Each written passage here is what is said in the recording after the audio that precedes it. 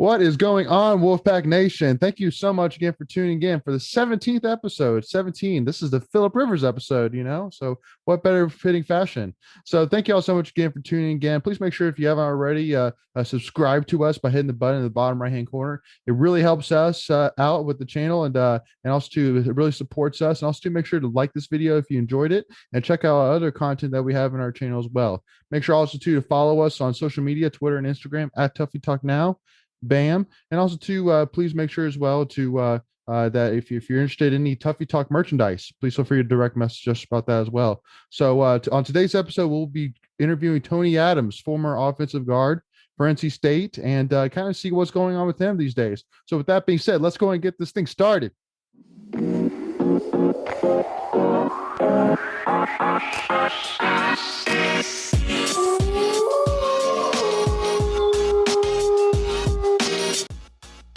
All right, everybody. Thank you so much again for tuning in. We are here with Tony Adams, former offensive lineman for NC State University. Man, what's going on, Tony? You doing all right? I'm doing great. Man. Thank you for having me on. Appreciate the call. Throwback. Yeah, that's right. No, it's a pleasure, man. Appreciate the time. So, I mean, I know a lot's been going on with you. I've been keeping up with you some on social media. I know you've been doing a lot of new ventures recently. So just wanted to kind of, for the State fans who maybe haven't, seen you recently, kind of give a little bit of update, what's been going on with you, what have you been getting into, where are you at these days, all that jazz. Just kind of give an update on where you at. Absolutely. Yeah. So I'm in Charlotte, North Carolina right now. I'm coaching at my local high school, which is Myers Park. And we're currently 8-0 going into our second round of playoffs. We're about to play Panther Creek up there from Raleigh. Yeah, in second round of playoffs. But we're doing pretty well. So that's what I'm doing currently. With this last year, I got into more of the training side though. So I've been taking a lot of young offensive and defensive linemen around ages 12 to 18, and I've been training them. And it's been one of the most gratifying things ever, just to see these little guys grow into great football players and telling them things that I wish I knew, especially at their age. So that's what I'm going into right now. I've started my own business, Adams Athletics also. And what we're doing now, we're kind of implementing the training, but then eventually we're going to get into manufacturing high combat sport equipment. So things you can always punch, you can hit, you can take down, all that type of stuff. So we're getting into that later on within the venture. But everything's going good, and I give all glory to God in all my ventures. So it's been dope. So I know you kind of mentioned, so I mean, I know, from your Instagram that you do have Adams Athletics. And so is that separate than the offensive line training thing that you were saying? Is that a separate thing? It all kind of points. It all goes into it. Now, I do want to break off into a different sector when we get into Adams, like when we get into this offensive and defensive line training. But I started out training so that the training device could just make more sense. You know what I mean? Mm-hmm. So that it all kind of comes together and with all that, you know what I mean? Yeah, no, that makes sense. Cool. And so, I mean, now that you kind of got into coaching, I know you obviously when you were at State, you worked under and this kind of skipping forward a little bit, but you were under Mike Urimovich and Coach Leffert a little bit. So I'm curious. So I'm curious now that you are a coach, I mean, do you kind of take a little bit of inspiration from each of those guys or one of those guys? Like, I mean, just kind of curious, on your coaching philosophy now. That's great. That's a great question. Absolutely. And it's crazy too, because every coach that I've been with has had different philosophies. So what I try to do my best at is to take each philosophy that I like the most and make my own. Like Coach U was definitely way more tuned with knowing our assignments. It wasn't that Coach Leffert wasn't, but Coach Leffert was more of a technician of making sure the job was done correctly, meaning, technique and everything else like that, where Coach U was assignments, like, who you're going to, how you're getting it. So taking both of their kind of expertises in that and combining it, I just feel like I'm grateful for having those guys teach me and mentor me, because now I can do it to the people that I want to teach and mentor myself. Yeah.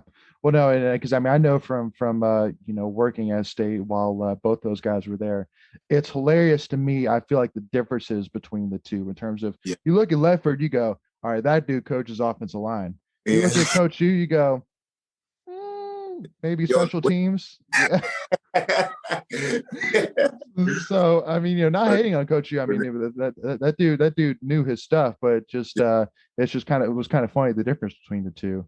So I do got to ask you though. So the other part of the social media which stood out to me was I know recently you've got into more of a musician side as well.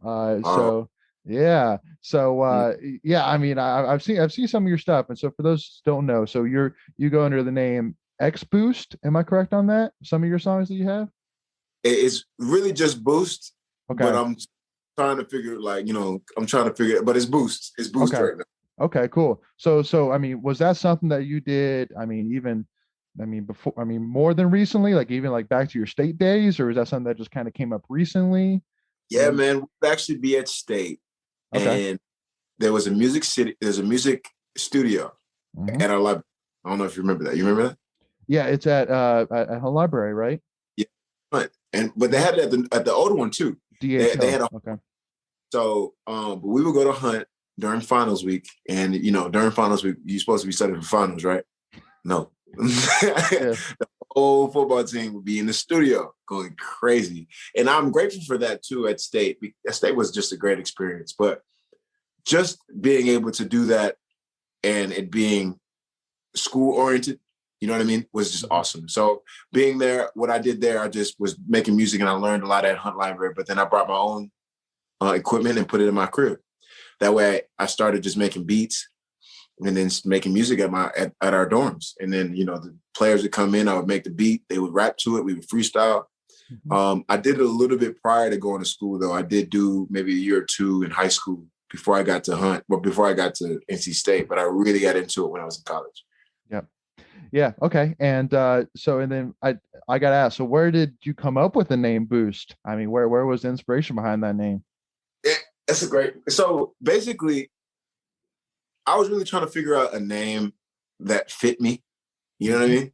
But ultimately, it all just worked what it was, because at first it was like Boost Boy tone and all that type of stuff. But I was just like, let me just keep it at Boost. And I'm a big Kanye West fan. And he has the Yeezy Boosts. So, and then I actually have the box right with me too. And it just all fit, you know what I mean? I'm a big Kanye fan. I love Yeezys. I think I'm a guy that, you know, I have a boosted energy. That's the energy one. That's where it comes from. It's just I want to boost the energy. I want to boost the place. I just want to boost the environment. You feel me? In any way. So that's where I kind of got the name at. Okay. That's the first time being asked that. I appreciate that though. That's kind of cool. Yeah, absolutely. Well, I mean, just because I mean, I know, you're not great, but I mean, I know you well enough. And I was like, Boost. I Yeah. never really remember hearing that name. Yeah. So cool. A bunch of names. Yeah. I might stick with Tony or OG Tony or something like that. But I like Boost right now. Boost is nice. Good, sweet. All right, so now, one of the things, obviously, your professional career. One of the things that stood out to me, when you were coming out was, I know that from a expert perspective, that I mean, I remember seeing that from an NFL draft perspective back in 2018, that you were in some list put as like the fifth or sixth best offensive guard in the NFL draft, and so that's why it was really shocking to me when you weren't drafted. I know that even when the Jaguars signed you as a free agent, that everybody was saying, "Oh man, that's a steal," to sign Tony as an undrafted free agent. So, Yeah. one of the kind of things I wanted to ask is, like we interviewed Matt Days a week ago, and he was a guy who got signed like with like the next to last pick, and how he was saying, man, that was such a tough thing to my agent was telling me I was going to get drafted in the fifth round, but I didn't get drafted until like the seventh round, and it was just so. I mean, I was kind of wanted to ask you kind of the same side, because it's something that you don't really hear a whole lot. Is that what was it a shocker to you, and then just kind of like how was that process, going through the draft really? Yeah, that whole year was crazy. That was 2018. Mm-hmm. And that was a crazy year. And by the start of it, I got hurt my last game of the season against, Carolina. And Mm-hmm. I think that's something that kind of hurt my draft stock. And looking back at my senior year, I just didn't play as well as I wanted to my senior year. I can't tell you why. I don't know what it was, but I do know that I did get a little too prideful, and I didn't execute as well as I wanted to my senior year. So I put that all on me. And then getting hurt just didn't help it. So after that, I went to go train, and I didn't take care of my injury as well. And this is all pre-draft. So going into the draft, I didn't know what to expect, just because so many things had kind of came up that kind of, altered a lot of things. I didn't get invited to the combine. A lot of people said I should have got invited there. But I think when back then, I was happy I didn't go because I was hurt. I didn't want to not be able to perform bad because I wasn't 100% healthy. But looking back at it, it probably would have been better for just to show my face so people would know. For all that was going on, I got sick. So a lot of things just hitting me, right? So all of a sudden, I just got to the point where I was like really just trying to figure things out, because it got really stressful at that point in time. And and then the draft day, that's when it really hit hard to say, like, being undrafted at all. And, but that whole stint, that whole time allowed me to kind of resurface my thoughts, understand myself more. And then it just ultimately got me closer to God. So that started my journey with giving my life to Jesus Christ. And then looking back at it, that whole time where everything was stressful and everything ended up being the best thing that could have happened to me. Because now, no matter what's happening, no matter what's going on, I'm just thankful for the day. I'm thankful for the blessings that God has bestowed upon me. And then also just where he brought me through, even after that stint, because I was, I got signed by the Jags and then ended up being on my hometown team, the New England Patriots. So that's right. But it's a great time. Good, man. Good. Well, that's awesome. And because one of the things too, which I know is that it was definitely a shocker coming across my Twitter feed when I saw that I guess you didn't you didn't pass the physical or whatever it was for the Jaguars. So I know you were just saying that you were dealing with a bunch of sicknesses and stuff like that. Yeah. This was a crazy year. So was that kind of what it was? A lot of was that just health wise you weren't 100% there to really make it to the training camp. Yeah, man. It was funny too, because I missed spring because of the failed physical. And I thought I was done. I thought I wasn't going to play football anymore. I was like, this is just too stressful. I'm going through way too much. I don't think that I'll be able to play again. There's a lot of times where I thought I wasn't going to be able to play again because nobody knew what the sickness was. But looking back at it, I just was since I had the surgery, wisdom teeth, and I had another infection, I was just taking too many rounds of antibiotics. And so what it does is just damages your everything within your immune system, your gut flora. So I wasn't able to run lift weights. My muscles weren't, they were going through atrophy without me even not lifting or not running, just because it didn't really know, like the creatine in my muscles weren't activating. You know what I mean? It was like something crazy that was going on. Yeah. But then, there was a point where I thought I was going to play anymore. But then when I really put my faith in God, it was incredible how quickly things turned around. And it was like simultaneous. But then there were all those things that happened to me because I had a great college career. You know what I mean? Everything was very smooth. I didn't really have a lot of adversity. Obviously I worked hard, but it wasn't like I had to go through things I just worked hard and I was able to start my freshman year. And then when I got too prideful, God allowed things to happen to me that he kind of prevented before. It wasn't that he did it, but he just allowed things to so he can make me realize to say, I've had a good hand in your success in your life. Let me make sure that you know that without me, it's going to be hard for you to be successful. Not to say it like that, but just the joy that you get with me in pursuing these things is a lot more, fulfilling in that, the everlasting love that God has for me.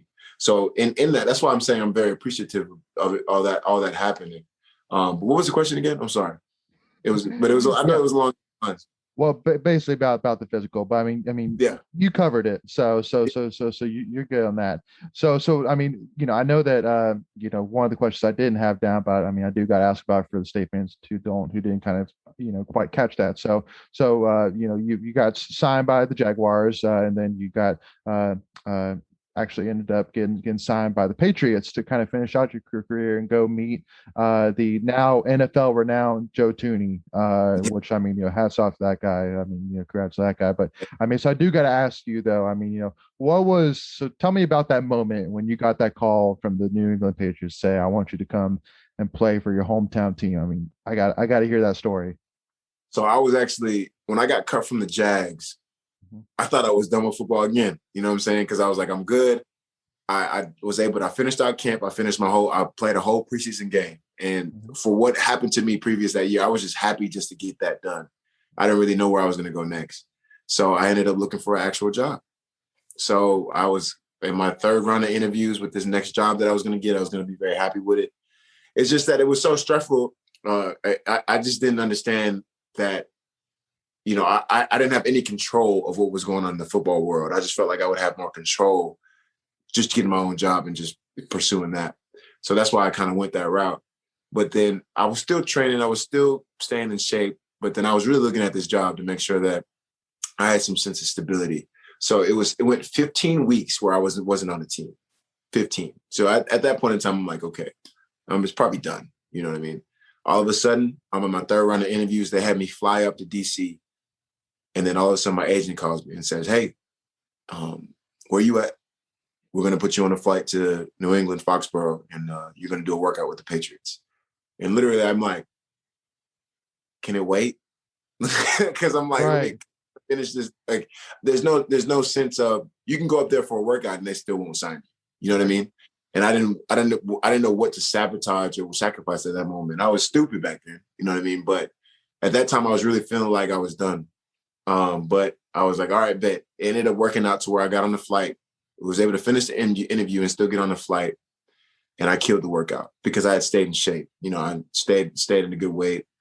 And when I was done, I was the only guy there, only person working out. We were walking back from the practice field, and I just looked up, and I just know for sure that God was there with me that whole time. I mean, he was there the whole time, but he was just showing me after that long year of going through sickness, not getting invited to the draft, that at that point is that my faith it was just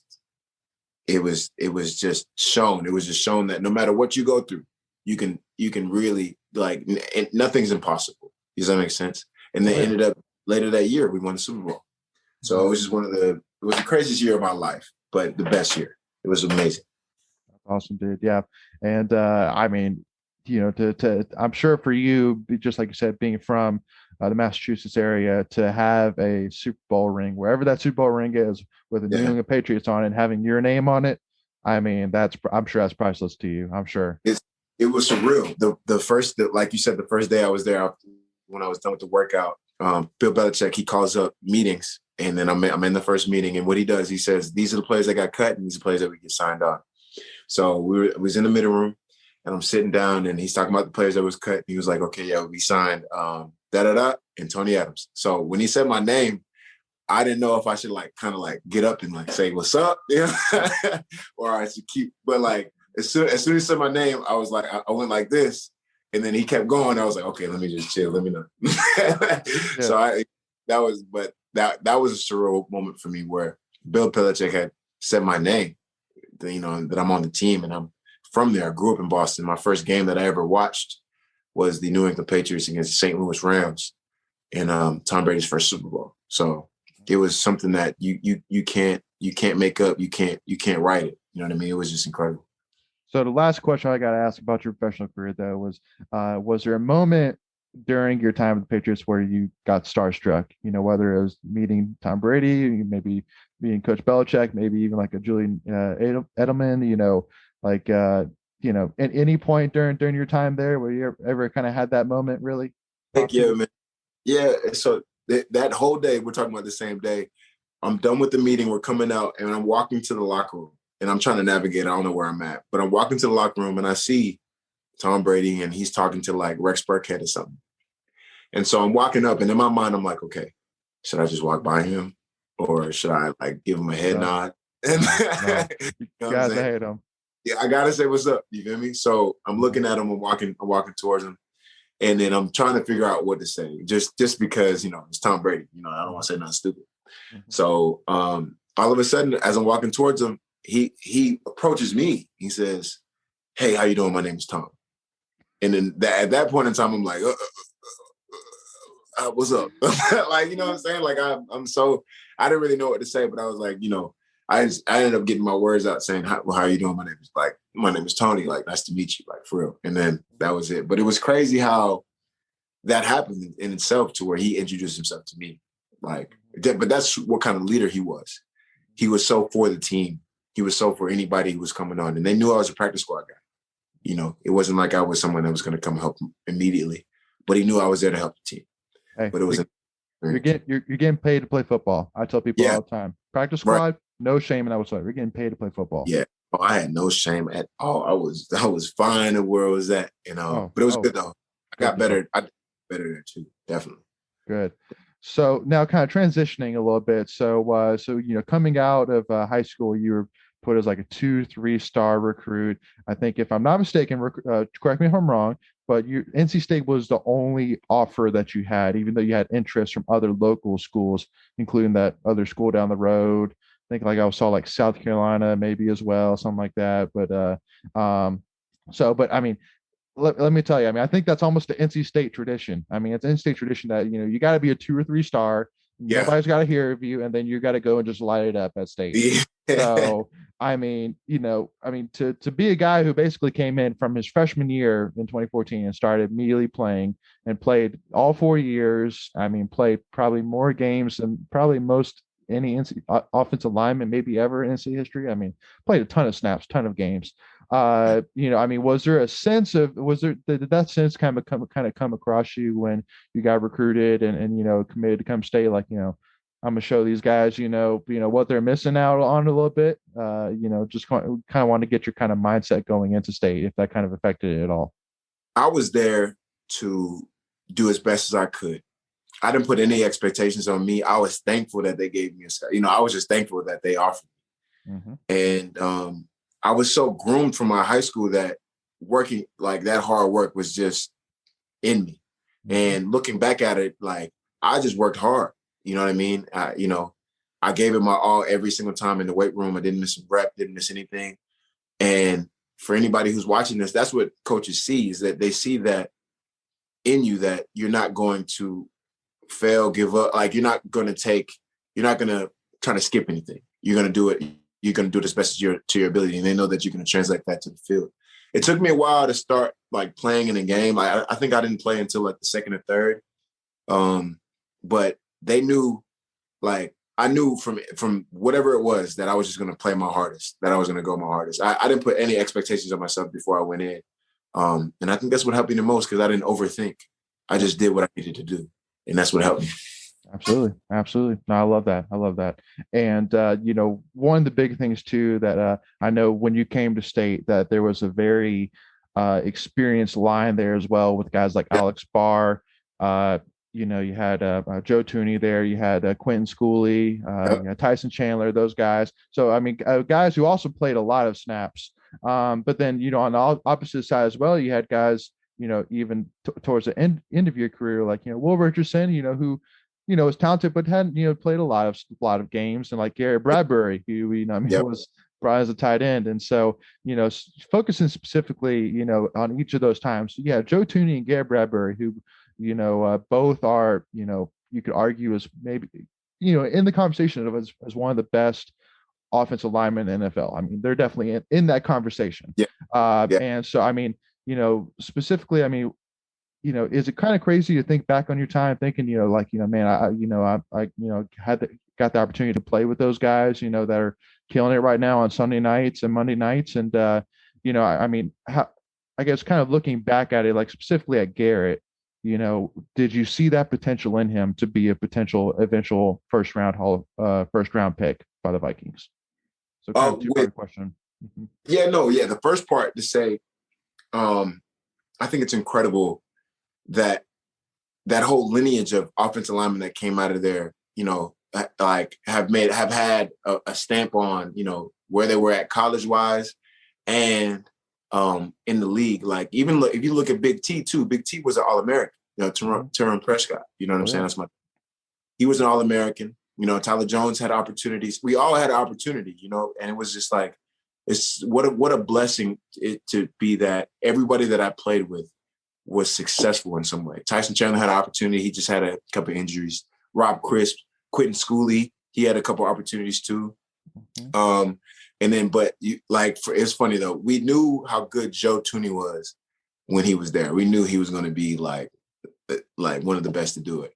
Garrett, it was interesting because we knew how athletic he was. We knew that he could run, he could do all this. When he was at Charlotte Christian too, as a tight end, that boy had mitts, man. Like he came out with no gloves. That's the kind of swag he had on, but he was catching every ball to him because they had Bo Hines, because he was a former NC State player. They would double him, and then they would leave, have Garrett do his thing. But Garrett was a sure catcher. So we knew what kind of athlete he was. And he was a 2-star. And he's one of those guys who just outworked everybody. You know what I'm saying? Kind of like a Chubb too. Those two guys, man, you can tell that they wanted it. And you can tell that they had the talent, but they also worked so hard. And it always translates to how hard you work, because they worked to get that first round, to get that first round pick. You know what I mean? That's a difference between millions and millions of dollars of what kind of work you put in. And I think for that question, to answer your question about Garrett, is that he knew that he had potential. He had a great coach in Coach Leffert to mold him, and he just worked his butt off. And I'm just very happy to see all those guys, just how successful they were and how successful they are right now, just to have that experience with them. It's just incredible. You know what I mean? Absolutely. So kind of transitioning to teams, like last year for NC State. So, I mean, have you been able to keep up with state football at all, especially last season? Yeah, I kept up a little bit. You know what I mean? I'm excited to see what questions you're about to ask too. You know what I'm saying? Well, I mean, for me, I know that but most guys who are in sports, most of the time when they watch the sport that they love, they usually watch the sport. They usually watch the position that they used to play. I mean, I'm like, just like you, I'm sure you watch mainly offensive line. I'm sure quarterback mostly watch the quarterback play, etc. So, I mean, I guys, ask you a general question of a sort in terms of, I mean, what are your thoughts on, the offensive linemen there, like Grant Gibson, Iguanu, Joe Scorthorpe per left, Tyrone Riley, those guys, I mean, is your, specific guy, kind of stood out to you, when you were watching games? Heck yeah. So I play with all them boys except what's Icky. Now I've seen that boy play though. That boy's nice. He's, you know what I'm saying? Like, he's very, very talented too. And I love how aggressive he is. He's a finisher. He finishes all his blocks. And that's something that you always want, especially looking as a coach. I'm just looking at him right now. I'm like, wow. And I'm looking at, like, I'm kind of been associated and looking at the guys that they have there now. They're playing exceptionally well. Their technique is good. Kudos to the new coach, Coach Garrison.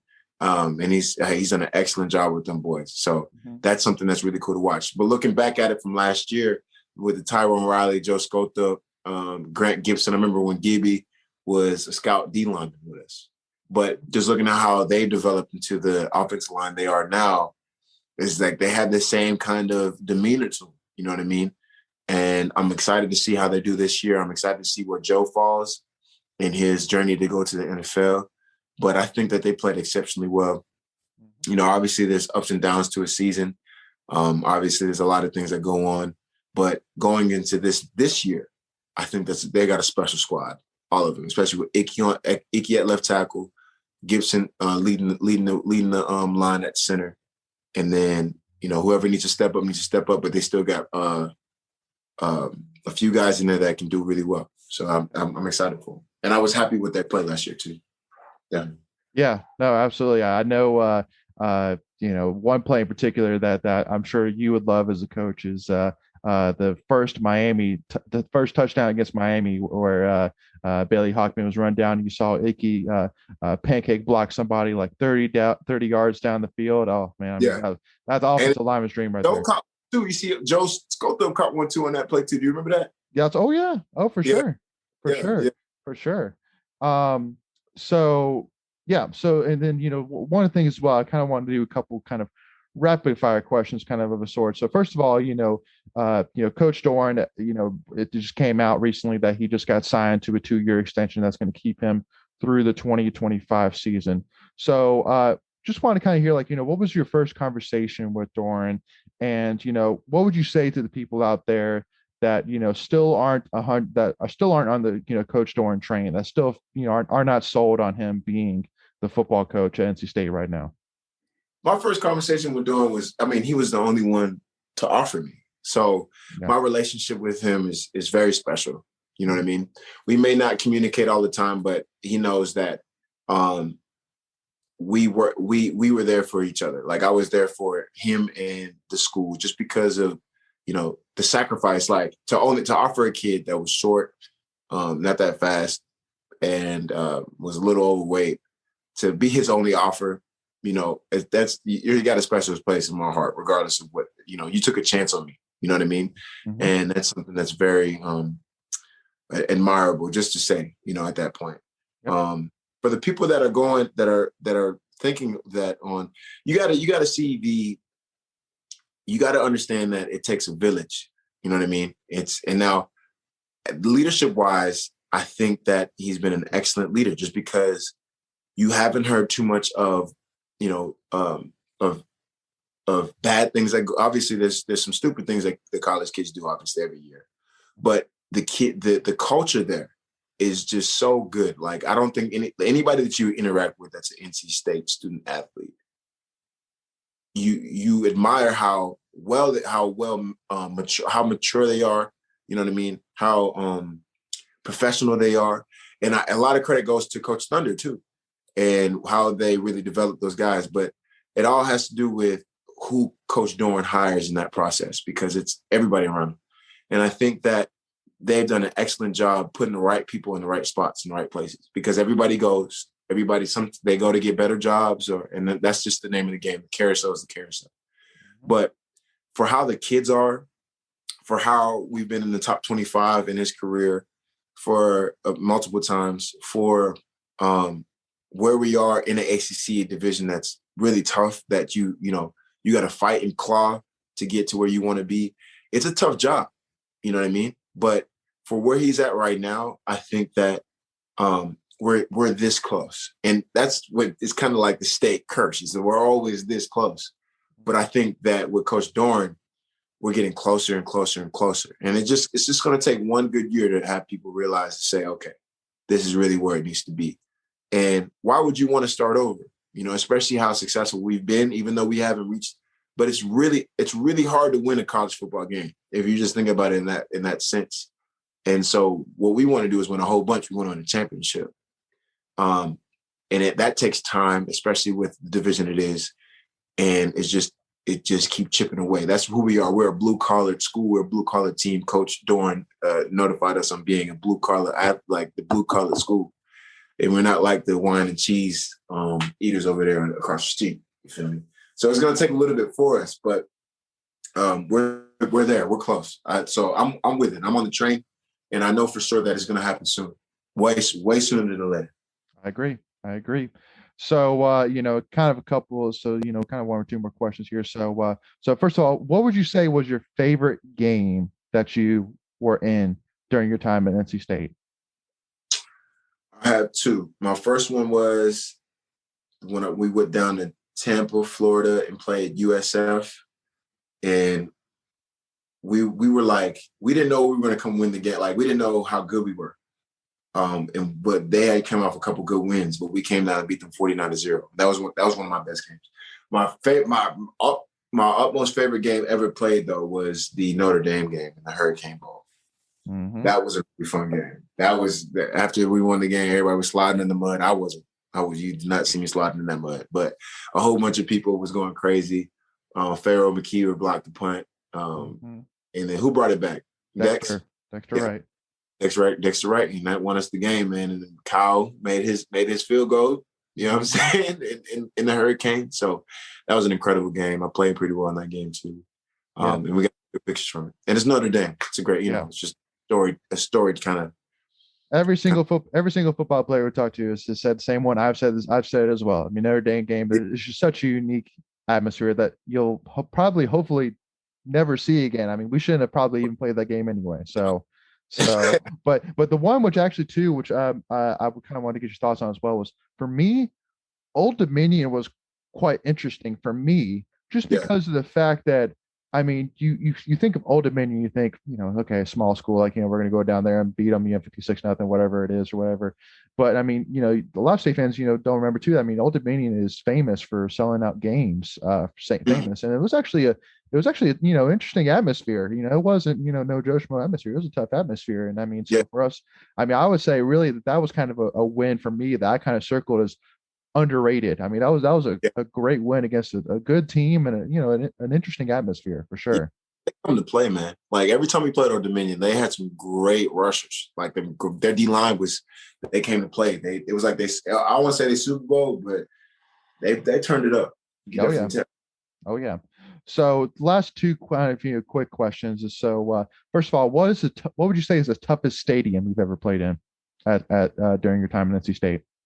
Oh, it's got to be. It's funny though.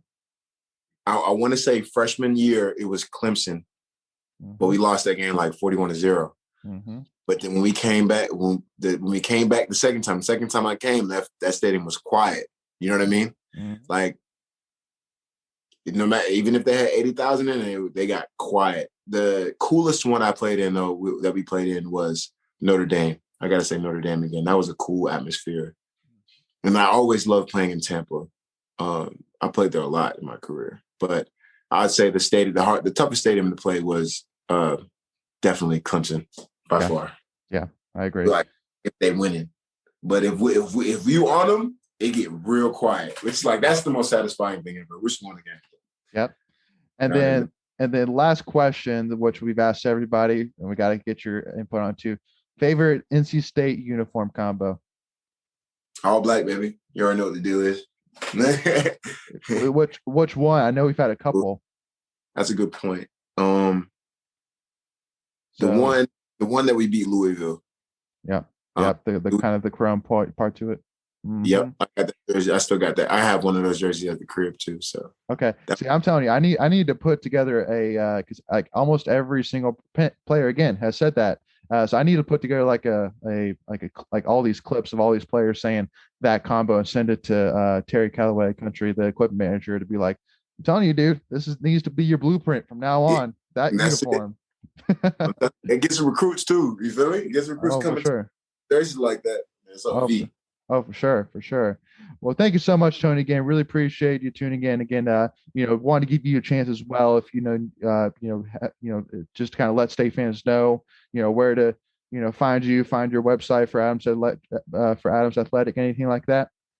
Yeah, absolutely. You can follow my business page at adamsathletics.com and also Adams Athletics on Instagram, to where you can see a whole bunch of different training videos. I also have different ways that you can kind of transform your body within a short time. We sell bands, we sell a whole bunch of different type of equipment to help you get better in a home gym. Ultimately, we're going to have the high combat equipment coming soon, though. You can also follow me, my personal page, chefboy_T. And if you want to listen to some music, you can follow my other page at Boost Global with the one for L. Yep. But I really do appreciate you, Layton. This has been awesome. I love the show. Yep. You know what I mean? Can't wait to see what's up later. I want to see all the other people that came on too. See what they say about these questions too. Need to. Yeah, we've had Garrett, we've had Matt, Reggie will be coming out soon. So yeah, no, we got a good lineup. So cool. Well, All right. thank you so much, Tony. No problem, brother. Thank you. All right. Yo, and God bless. All right, Wolfpack Nation. Hope y'all enjoyed that interview with Tony Adams. Again, such a great guy and so cool to really see, how he's touching lives in so many different ways and so many cool stories as well. So please make sure to share that with your friends and family, fellow NC State fans. Again, I think that's one that definitely all Wolfpack Nation should definitely check out. So make sure to do so. So So once again, guys, please make sure if you haven't already, subscribe to us by hitting the bottom right-hand corner. Please like this video, check out other content, and please reach out to us through Twitter or Instagram at Tuffy Talk Now. And please make sure again as well that if you have any interest in any Tuffy Talk merchandise, please feel free to direct message us about that as well. So with that being said, Wolfpack Nation, thank you all so much again for tuning in. Please stay safe, and we will talk to y'all real soon. Thank you all again, and go Pack.